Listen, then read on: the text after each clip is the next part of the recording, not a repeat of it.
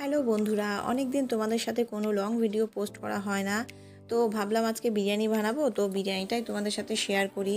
তো দেখো, বিরিয়ানি বানানোর জন্য যা যা লাগে সব কিছু আমি রেডি করে নিয়েছি। এইদিকে মিঠা আতর রয়েছে, কেওড়া জল, গোলাপ জল, দই, তারপরে আলু কেটে নিয়েছি, খোয়া ক্ষীর রয়েছে, আর ওইদিকে আলু বোখরা রয়েছে। এগুলো সব বিরিয়ানির জন্য আমার লাগবে। রসুন ছুলে নিয়েছি।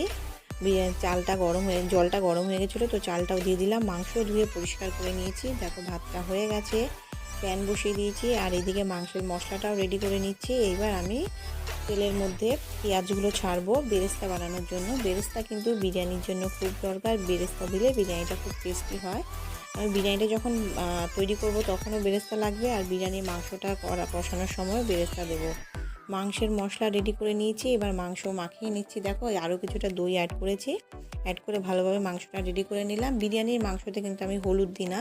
হলুদ দিলে বিরিয়ানি যখন হয়ে যায় তখন খাওয়ার সময় মনে হয় যেন মাংস ভাত মেখে খেলে যেরকম লুকটা আসে ওরকম লুক আসে। ওই জন্য আমি বিরিয়ানির সময় মাংস করলে সেই সময় হলুদ দিই না, তাহলে আমার যে লুকটা আমার খুব ভালো লাগে হলুদ ছাড়া মাংসটা রান্না করলে। তো মাংস দেখো কষে গেছে। মাংস কষাতে কষাতে এইদিকে আমি 2 হাতা গোলাপ জল আর 1 হাতা কেওড়া জলের একটা মিশ্রণ রেডি করে নিলাম।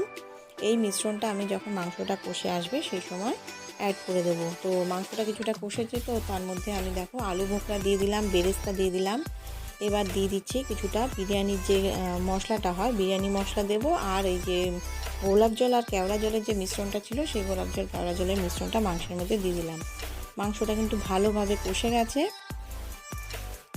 প্রায় কষে এসেছে মাংসটা। তো এবার আমি একটু জল দিয়ে কিছুক্ষণ প্রায় 3-4 মিনিটের মতন একটু ভালোভাবে ফুটিয়ে নিলাম।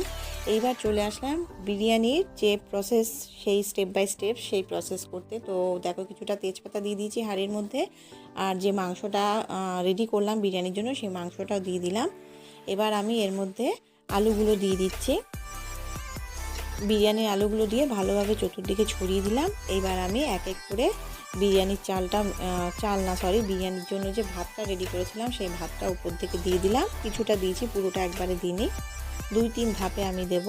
ভাতটা দিলাম। এইবার আমি এর মধ্যে দিয়ে দিলাম বেরেস্তা, তারপরে বিরিয়ানির যে মশলা সেটা দেব। ঘি গলিয়ে নিয়েছিলাম, ঘি দেব। এই দেখো, ঘি গলিয়ে নিয়েছি, ঘি ছড়িয়ে দিয়েছি। যতটা দরকার বুঝে, যে যেমন খাবে সে সেরম বুঝে ঘি দেবে। ঘি, তারপরে বিরিয়ানির মশলা, তারপরে গোলাপ জল কেওড়া জলের যে মিশ্রণটা ছিল সেটা মিশিয়ে দিলাম। এটা আমি 2-3 ধাপে করেছি। এর মধ্যে আবার খোয়া ক্ষীর গ্রেট করে দিয়েছি। খোয়া ক্ষীর বিরিয়ানিতে অ্যাড করলে খুব ভালো টেস্ট হয় বিরিয়ানির। তারপরে